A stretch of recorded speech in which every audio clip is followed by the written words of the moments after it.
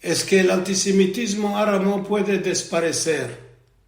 Malgrado que los dirigentes palestinos no mancan ninguna ocasión de manifestar sus enemistades en verso del pueblo judío, estos últimos meses se ven cambiamientos entre los árabes de Israel y aquellos de los países que afirmaron los acuerdos de Abraham.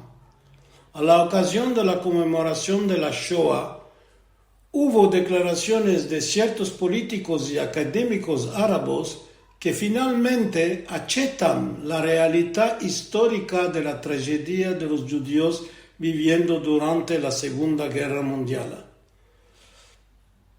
Por contra, los dirigentes antisemitas palestinos no mancaron de declarar con humor que el Holocausto es un buen modelo para matar más judíos. Fin a poco antes, hablar del Holocausto prácticamente era tabú en el mundo árabe. Hoy en día, muchos manaderos de la media refusan de tratar el sujeto y esto es muy común. Para muchos de ellos, la comedia falsa del Holocausto es un yugo inventado por el pueblo judío y especialmente por Israel para justificar la presencia de los judíos en tierra de Canaán. En Egipto y en los países del Golfo fueron publicados cientos de libros que ainda se venden en todas las boutiques bibliotecarias del mundo árabe donde se niega el genocidio nazista. En la año 2009, la Universidad de Haifa había hecho una encuesta sobre la cual el cuarto de los árabes israelianos negaron el Holocausto. Además, basta de echar un ojo en Twitter o en Facebook, donde se puede topar miles de resultados que declararon que el Holocausto es una pieza metida en escena de la falsedad de la Shoah. Que esto es un elemento de propaganda judío expandido en el mundo entero. No se debe creer que los alemanes mataron 6 millones de judíos. Los pocos activistas árabes que miraron a dar a conocer el Holocausto y de hacer visitar a la mansebez árabe israeliana los campos de la muerte fueron condenados por la opinión árabe como colaboradores de la propaganda israeliana. El mejor ejemplo fue en 2014 la visita de Auschwitz por el profesor Mohammed Dajani de la Universidad Al-Quds con un grupo de 27 estudiantes, el cual fue tratado de colaborador enemigo de la causa palestina por los activistas palestinos. Mala situación empieza a trocar en estos últimos años, después de la signatura de los acuerdos de Abraham. Antes de un año, una exhibición permanente del Memorial del Holocausto, por la primera vez en el mundo árabe, fue inaugurado en Dubái con testimonios de los sobrevivientes, fotos y objetos de aquel tiempo.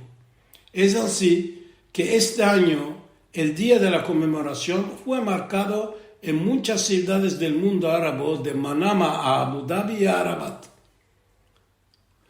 La Embajada americana en Cairo financió en partida la primera oficial conmemoración del Holocausto en Egipto, evento que no se esperaba antes poco tiempo. En el año 2020, el secretario general de la Liga del Mundo Musulmano, Mohammed Al-Isa, se llevó una delegación compuesta de líderes religiosos musulmanos a Auschwitz, los cuales repitieron los verbos más no en haciendo oraciones en memoria de los 6 millones de víctimas judías. Este año, una gran delegación de mancebos árabes israelianos participaron a la Caminata de la Vida en Auschwitz, cosa que se explica que en las escuelas los eleos árabes reciben cursos sobre la Shoah. Mas como dijo Jalal Bana, experto de las cuestiones árabes y escribano, las autoridades del gobierno israeliano no hacen abastanza la promoción del Holocausto entre los ciudadanos árabes. El Holocausto, dice el señor Bana, fue un evento humano, no solo judío y por supuesto no solo israeliano. En apatronándose el caos enteramente, Israel crea un antagonismo. Él ajusta la situación en los territorios de la autoridad palestina es mucho más mal, visto que en los libros de escuela nunca se incluyó o se mencionó el Holocausto, cosa que la opinión pública lo considera como mentira. Malgrado todo, se ve trocamientos positivos en ciertos países árabes sobre la cuestión de la Shoah. Mas con esto, Israel, el Memorial Yad Vashem y otras organizaciones que tratan el sujeto tienen ainda un gran labor para dar a entender, a mostrar y a enseñar el Holocausto, no muchos lejos de casa, mas en Israel mismo y en los territorios controlados por la autoridad palestina.